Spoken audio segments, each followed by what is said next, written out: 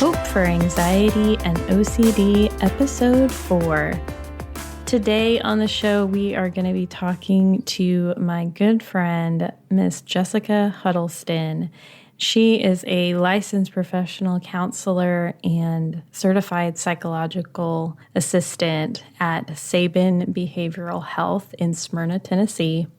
She's going to talk a little bit about her own experience of having a child with OCD, as well as talk about professionally the importance of diagnosis.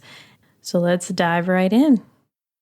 Okay, so just to start out, one of the things that I'm doing on the show is talking to different people with different viewpoints than instead of just going and interviewing all Christians, because I think it's important at times for people to seek the help that they need, and that may be outside the church or it may be outside the traditional Christian community setting. And so I'm curious for you, what is your kind of viewpoint on spirituality? So I believe that everybody has some kind of spiritual power, and it's important for them to embrace it with whatever denomination or belief system that's important to them. But it's really just holding to their own values and their own morals that is the bigger picture for me.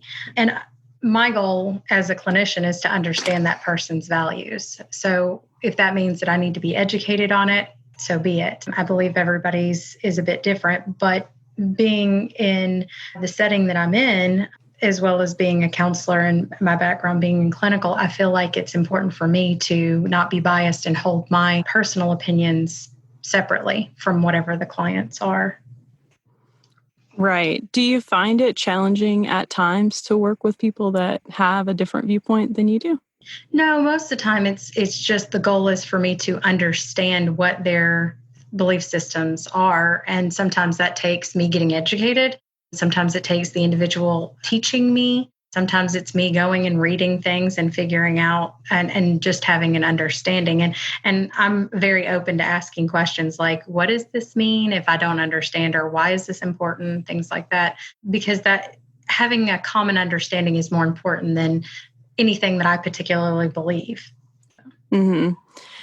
Well, I know that one of the reasons I wanted to have you on the show is to talk a little bit about your own experience in your family with OCD or anxiety. Can you talk a little bit about that? So, yeah, my son is 19 and he has difficulty with anxiety. My daughter, one of my daughters, has OCD, and we recognized it early on. She wasn't even 2 yet, and we were noticing some odd behaviors where she was collecting things and trying to hold things close to her. And when she was able to talk, she told us that she collected everything because she was afraid we wouldn't come back to the house.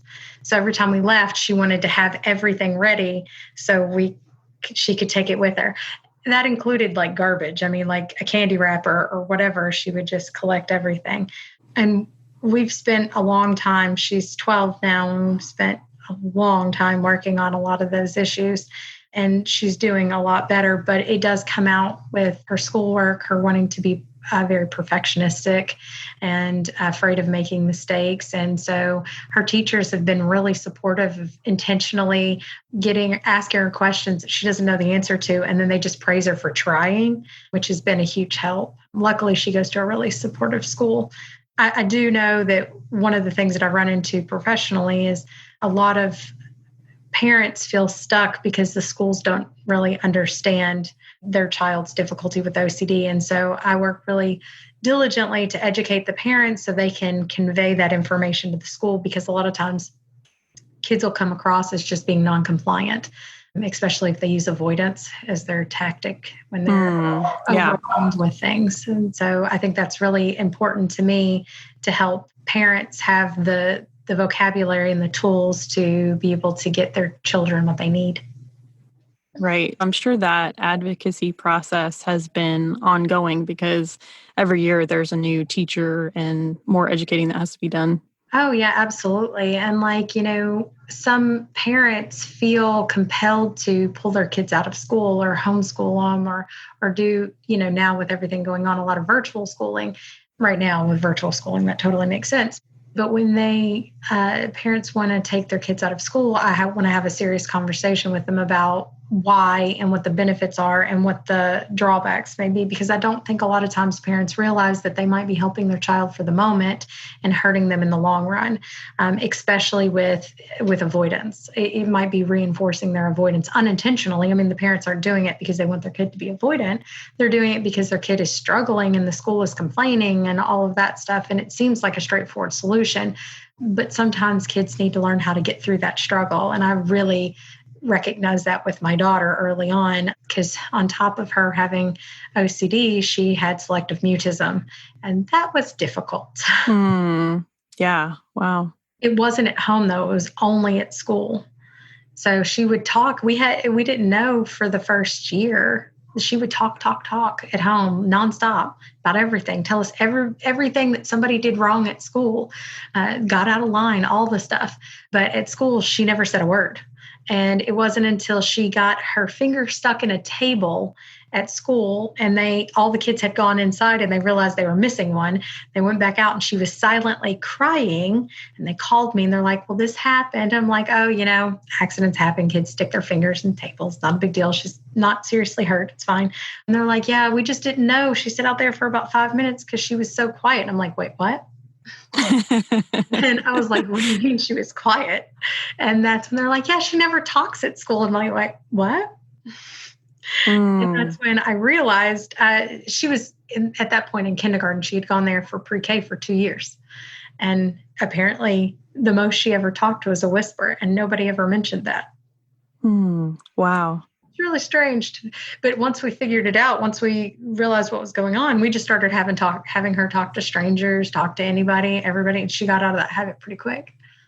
So she was comfortable with talking to family members and that didn't make her anxious. But when it was outside family members, she was really nervous to communicate to them. Just anybody outside of, she would talk if somebody was close to her, like kind of if she felt like she had permission or if she felt safe, she would do it. So that's one of the, like she talked to her teacher when we went to the parent-teacher conference. So I didn't know it was happening until like, they're like, yeah, that I thought you knew, because she was always that way. They thought it was just something that it was an abnormality of her.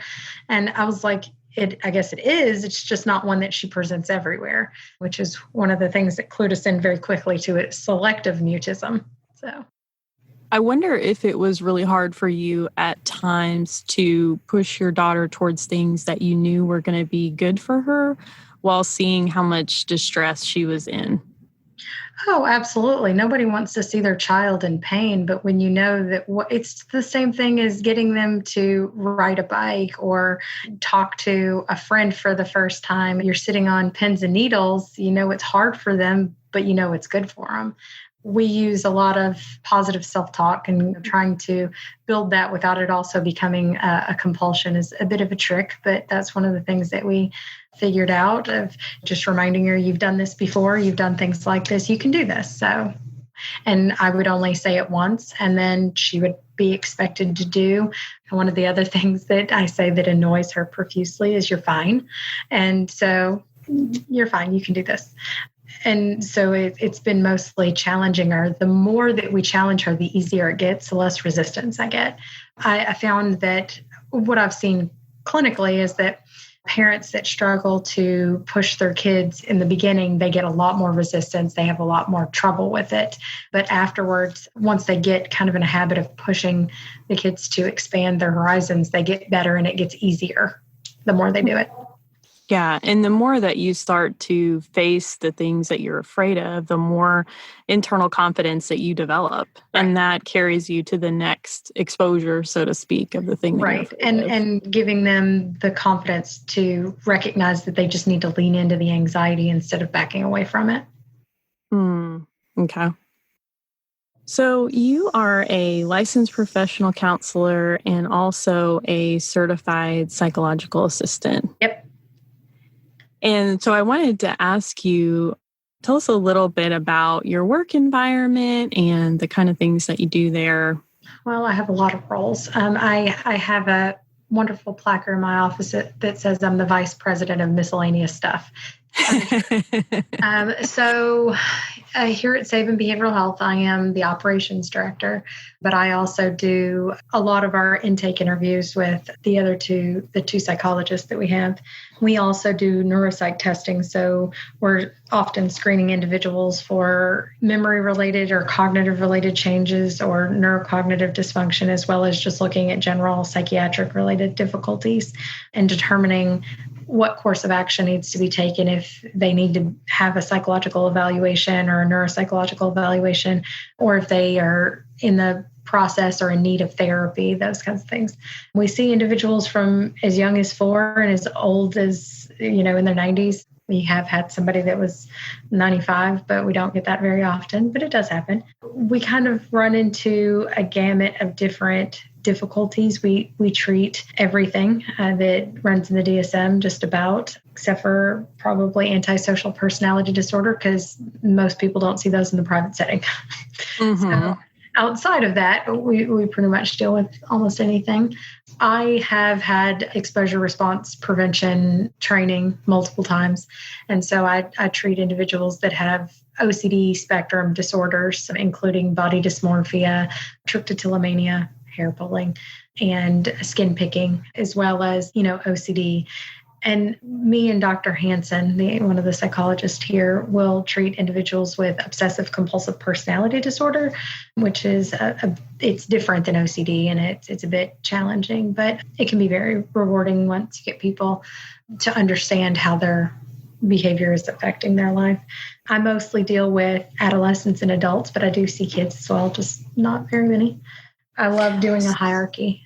I think it's very rewarding and reinforcing for not only me, but for the individual to work on their anxiety and kind of getting them to push through it. Right. So can you tell people a little bit about what a hierarchy is? So part of exposure response prevention is you sit down with the individual and go through a list of everything that bothers them. I am always amazed, even though I know it's going to happen, but every single time I'm amazed with all of the depends. It depends. Well, what does it depend on? And so you all of those things out. So there's varying opinions on where you start. Personally, I'm not extreme. I don't just throw people in and do exposures. Usually the first 4 sessions are working on rapport building and building trust, so we can get to a place where they know that I'm not trying to hurt them. There are some other people that do exposure response prevention that do very traditional exposure response prevention that, from day one, okay, this bothers you, we're going to work on it. I've found that in this setting, it's not as advantageous just because people that are coming here haven't gone through other therapies that didn't work for OCD. People that go to centers that just treat OCD usually already know they have OCD and they've tried other things and they didn't work. So It's easier for you to just say, okay, this is what we're going to do, and we're jumping right into it. But in this setting, I found that easing people into it is a little bit better, because often, even if they have OCD, they usually have some other issues that are interfering with their life. And so I kind of take a little bit of time to show them how changing can be beneficial. And we work on some of those easier issues like communication and with the younger kids, emotional recognition, just recognizing what you're feeling and labeling it can be very kids. And one of the funner things to do with some of the younger kids and sometimes with adults is we label their OCD.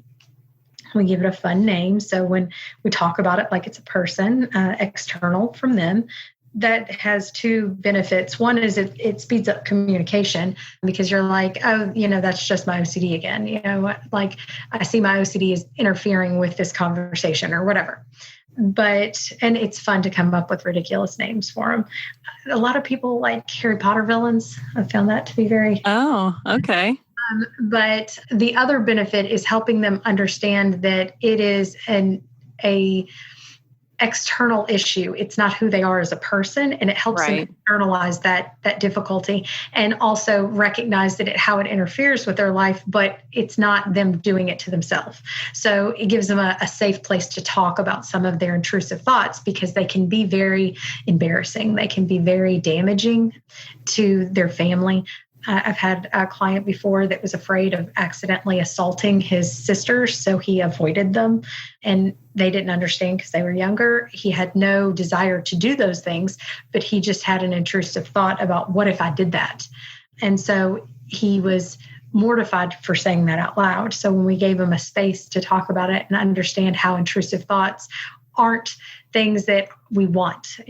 We all have intrusive thoughts. It's just for people with OCD, some people say it's the sticky brain, but for people with OCD, those thoughts have a tendency to resonate a little longer and they give them more value than you or I would. We would just have a thought and be like, oh, that's weird, whatever.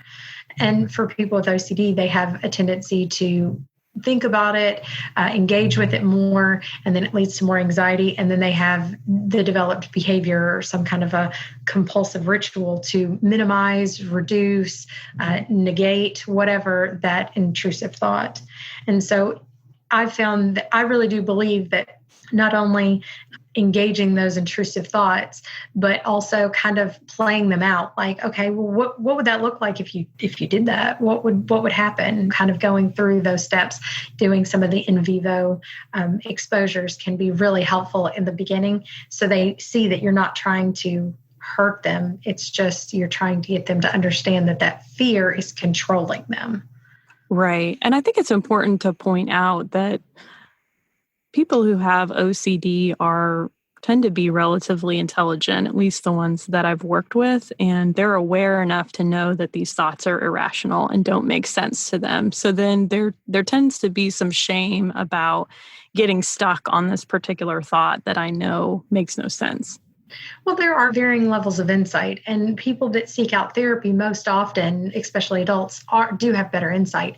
And I've found they come in saying things like, I feel crazy. I feel like I'm losing my mind. I feel like I'm out of control. They recognize that something is off and they don't know what it is, but they know something's off.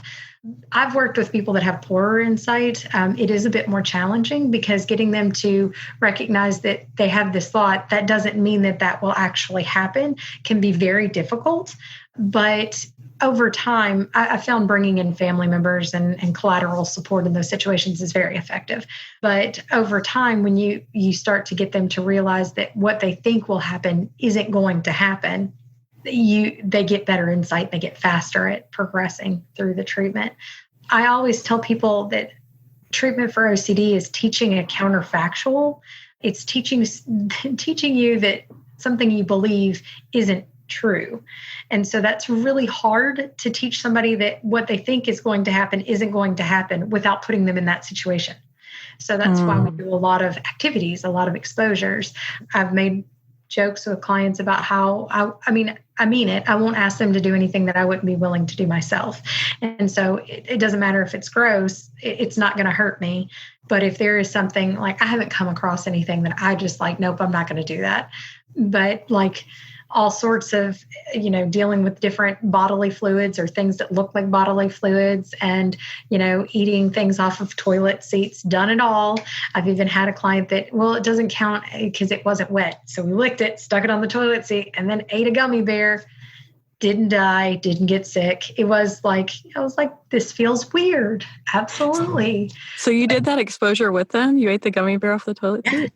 Yes. Wow, that's cool. I'm not going to do anything that I wouldn't ask them to do. I'm not going to ask them to do something that I'm like, oh no, that's disgusting, I won't do it.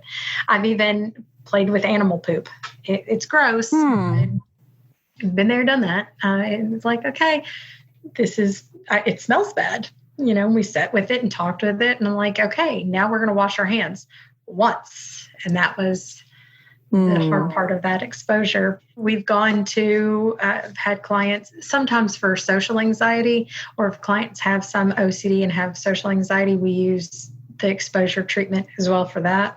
My favorite thing is we make an extremely difficult coffee list and we walk over to Dunkin' Donuts and they have to order it.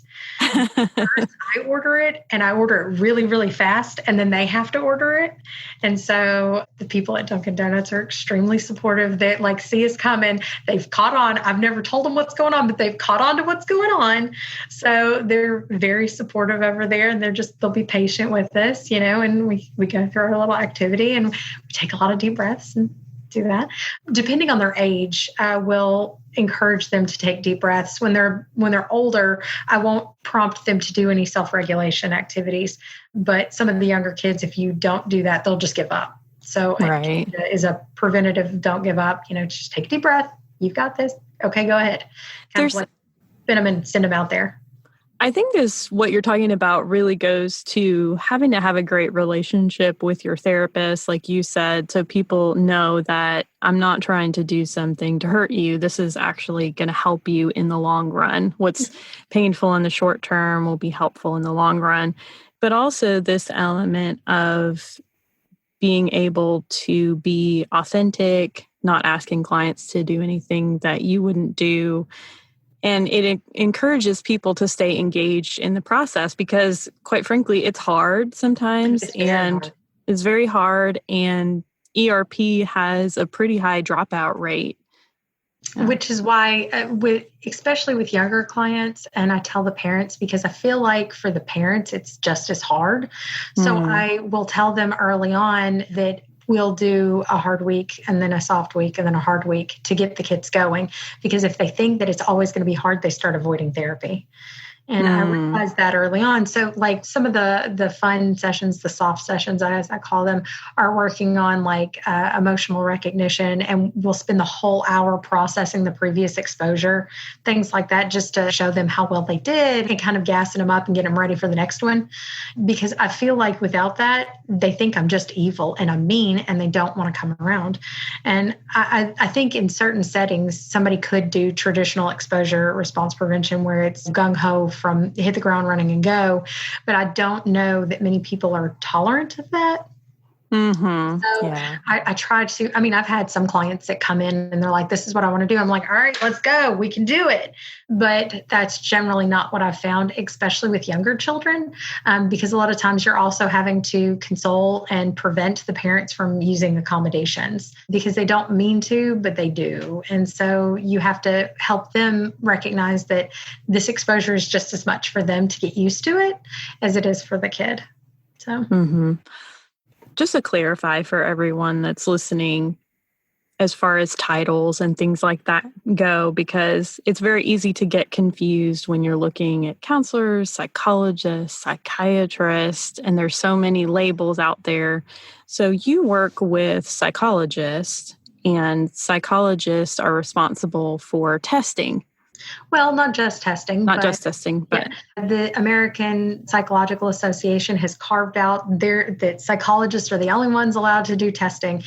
In most settings, the way that it's actually set up is the certified psychological assistant just does the testing, and the psychologist actually is the one that interviews them, writes the reports, and does the feedbacks. We're a little different here. Plus, I have both of the licenses. I am allowed to do diagnosis because I am a licensed professional counselor with the mental health service provider designation. So my situation is a little bit different, but I will tell you that Tennessee and California are the only ones that really have certified psychological assistants. Most other states have what was here or is here as senior psych examiner. So other settings, if somebody's outside of Tennessee, they might see a counselor that can also do testing. That's just not the case here. I will tell you, most people, when they go and get their education, they specialize. And so even outside of Tennessee, most people do one or the other. It's very, very rare that they do both. People tend to do testing or counseling. Is that what you're saying? Yeah, on the master's level, yes. Except psychologists, however, it depends on how they get their degree on what they focus on. You can get a clinical psychology degree, or you can get a counseling psychology degree. You can get a forensic one. There's lots of specialties, but it's up to them to ensure that they get the training and requirements to be able to perform those services. But ultimately, just being a psychologist in Tennessee gives them the access, permission to do psychological evaluations and to do counseling. Well, it's also important for people to understand that the difference between a psychologist and a psychiatrist, because I feel like that's where a lot of people misunderstand. In Tennessee and in most other states, psychologists cannot write prescriptions. They are a PhD, not an MD. And for a psychiatrist, they can prescribe medication and they can do brief counseling services, but very few psychiatrists have the time to do that because there is a shortage of psychiatrists. So The last psychiatrist that I knew that actually sat down and did counseling, he since retired. So most of them maybe will do psychoeducation with a patient, but they don't actually do any of that counseling services like exposure response prevention. Usually that's left to the counselors or to a psychologist. What do you think is the benefit of proper diagnosis? Because I think sometimes people are very hesitant to get a label, but if you're labeled with or diagnosed with anxiety and you actually have OCD, that can be detrimental to you. Absolutely. I've seen counselors that had good intent trying to help a client, and they were unintentionally becoming an enabler for their OCD by accidentally giving them reassurance when they're reassurance seeking, or telling them that it's understandable that they have the irrational fears and things like that, which inadvertently reinforces the irrational beliefs. And so it makes it where it exacerbates the problem and it gets worse. They will, in that situation, often get addicted to their counselor. Not addicted in the sense of an addiction, but as a person that accommodates them, they will seek that person out to reassure them. And that can be very devastating when a counselor changes or things like that. And the fact that they're not going to get better, it's just shifting their compulsive behaviors. It's not change. It's not getting to the root of it. I often refer to OCD as a perennial disorder. It's one of those things that comes up and, goes away when they're not stressed out. It doesn't really go away. It just gets better. It's easier to tolerate. And so it kind of ebbs and flows with their stress level. And right. When somebody gets really stressed, they will get very entrenched in some of their compulsive behaviors. And if one of those compulsive behaviors is their counselor and seeking reassurance on a regular basis, they can be very hard on counselors with emails, phone calls, appointments in between. And it's not their fault. It's because that person makes them feel good for a second. And so they want that. They want to feel relief for a second. And that's the problem with the compulsions is they relieve the anxiety. They just kind of take the edge off, but all it does is increase the global level of the person's anxiety. So each time they do it, it just takes a little bit of the edge off, but the anxiety continues to grow. And so it kind of defeats the purpose. That's why it's beneficial to kind of get at the root of the intrusive thought and really address that than it is to address the compulsions. You just prevent them from doing the compulsions when you're doing the exposures. Do you find that you have people who seek out psychological testing who have been in counseling a while and aren't getting better and are trying to figure out why? Actually, more frequently, we see counselors sending people to us saying, I've done everything I'm supposed to do. Something is wrong here. Something isn't adding up. And they'll send them to us and we clarify the diagnosis and send them back. And that's very helpful for a lot of the counselors. I don't think that counselors have this, they're trained in making diagnosis, but some of the minute diagnoses are so intertwined. And it's possible that somebody has OCD and generalized anxiety. The likelihood of that is low, but it's possible. And so sometimes counselors will take diagnosis where somebody was hospitalized or a diagnosis from a doctor, things like that. And they're kind of following off of this assumption that that's accurate information.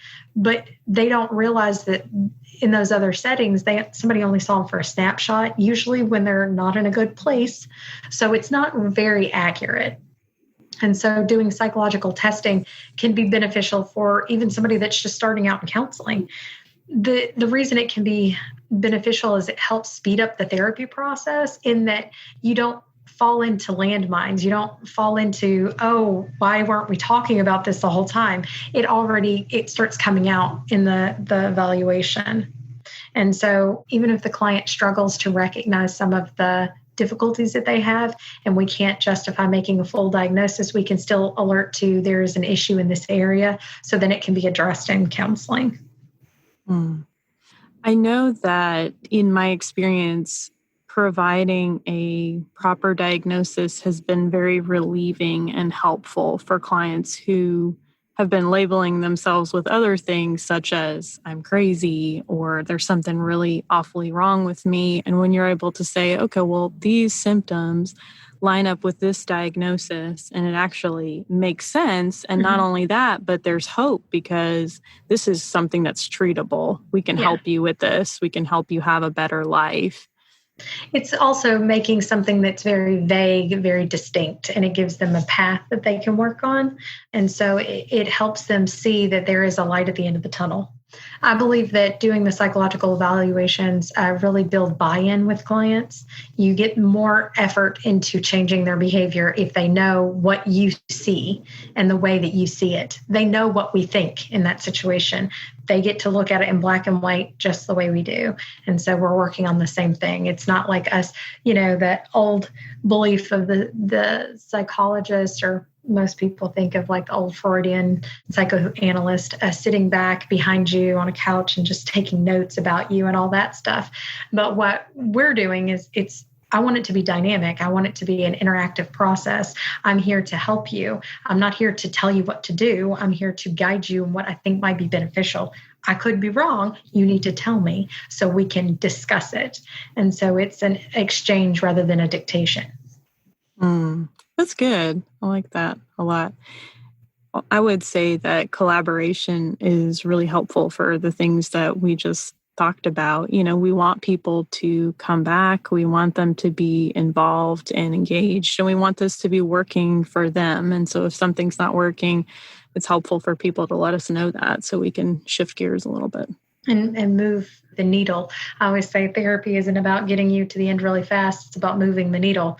Every time we just want to move it a little bit more and a little bit more until one of the other things that testing does that makes it very helpful is that every client at some point plateaus. They'll start to plateau even though they've got more work to do. Having the psychological evaluation, you can go back and show them how far they've gone, how much they've grown. So this is where you were on this date. Look how far you've come. And then that gives them a little bit of that inertia to keep going, the push from the inertia. But so I think that is one of the things that's really beneficial for doing the evaluation. I do know that it can be time consuming because it takes time to get the authorization from the insurance company and those kinds of things. But I think the information that comes out of it is very relevant clinically. And it gives you kind of an approach. It gives you information on modalities that are more beneficial for that person. Instead of just kind of going in blindly and taking 6 weeks to figure that out, we can use that time, do the evaluation, and kind of move things forward. So since this podcast is called Hope for Anxiety and OCD, I like to ask the guest at the end of our show to share a story of hope, which is a time where you've received hope from God or another person. Well, I feel like I get hope every time somebody is successfully improving. Like I had a client that came in and he was convinced, he's a middle-aged man, convinced he was narcissistic. He was convinced he was a narcissist. And I'm like, really? You're like, really? And so in talking to him, it was really that he had OCD and he was just very entrenched in his compulsive behaviors. And so he would force them on other people. And so he thought that he must have been narcissistic to do that. And he successfully terminated treatment. We got to the end and he was doing great. And the last therapy session, I'm like, you still feel like a narcissist? No. And he got so much better about being able to talk about what was bothering him. It improved his marriage. It improved his work relationships. He had even gotten fired from a few jobs because of how his behavior was so ingrained. And that gave me a lot of hope. It gave me hope not only for my own child, but hope for my other clients that things can get better. You just have to keep working at it. It's a process. It's about the journey, not the sprint. You got to stay on it on the long haul. And it's about making sure that you're, like I said before, moving the needle. It's not about making anything happen quickly, because if it happens quick, it doesn't stick. So I really believe that. And I that's what gives me hope for clients, that it's about using behavioral techniques and efforts to help them understand their cognitions to change their behavior, which is the epitome of cognitive behavioral therapy. Mm-hmm. Yeah, it's always so exciting when people are at a healthy level of coping where they feel they're in a good place to stop therapy. That's just a really exciting time for us. It's like, yay, let's celebrate and let's talk about how far you've come and, call me if you need anything. But that's awesome. I go as far as giving them a little certificate and telling me it's revocable at any time so they can come back whenever they need to. But here's your little certificate. You've done all the hard work. You earned it. You earned your degree. Because it is hard. And if somebody trivializes that and doesn't take it as serious, you have a tendency to get people that drop out of counseling before just because they think things are better. Better doesn't mean great. It just means better. And so we want to get things where they're moving in the right direction and you're not likely to have any kind of relapse of it, because OCD is like, it's insidious. It is, and anxiety in general. They're both very ingrained in our world, and they're required for function of life. So if we just removed anxiety, that wouldn't be good for people either. So we have to get it to where they're back at a more normal, responsive rate. And that's important, and it's kind of hard to do, but sometimes things can hit people really hard, and out of the blue, the world get turned upside down. And some of those old behaviors they can have spontaneous recovery of those old behaviors. And so teaching them the tools on how to deal with it, sometimes they can manage it on their own. Sometimes they come back to therapy, but knowing that we're here is what's important for me. They know that they can come back at any time. We can talk about it. We can figure out what needs to happen. Because sometimes it's just, I have had a client come back after 3 or 4 years out of therapy, and it was due to they lost their wife. And so it was grief. And we're like, okay, this is grief. We can work through this. Absolutely. And they were afraid that it was going to cause their OCD to come back, but it was really just working through the grief. Mm-hmm. But at least they also felt very comforted in knowing that they had somewhere to go in that moment instead of having to start from the beginning, because the idea of that was overwhelming. Mm-hmm. Well, thank you so much for being on the show and sharing with us your wisdom about a variety of topics. I think it was great. You're welcome. I just want to say that if you've been in therapy for a pretty good chunk of time and you haven't been able to see improvements, it's really an opportunity for you and your therapist to sit down and evaluate why that is. Because there may be several different reasons that you're not getting better. It may be a situation where you're having a hard time integrating what you're learning and practicing it at home. It may be a situation where what you're trying to receive from your therapist, they might not have as much training on. Or it may be that their approach might not be working for you. So when Jessica's talking about moving the needle, if you're in therapy and you don't feel like your needle is moving, it's really important for you to evaluate why. Definitely get the help that you need. And if you're stumped and your therapist is stumped, then psychological testing may be the next best step for you. I hope that sharing this information will really help someone get what they need. If you really like the show and you find the content valuable, will you do me a huge favor? Will you go on your favorite podcast platform and review us? I would appreciate that so much. Reviews really give a personal firsthand account of what people can expect from our show. Hope for Anxiety and OCD is a production of By the Well Counseling in Smyrna, Tennessee. Our original music is by Brandon Mangrum, and audio editing was completed by Benjamin Bynum. Until next time, may you be comforted by God's great love for you.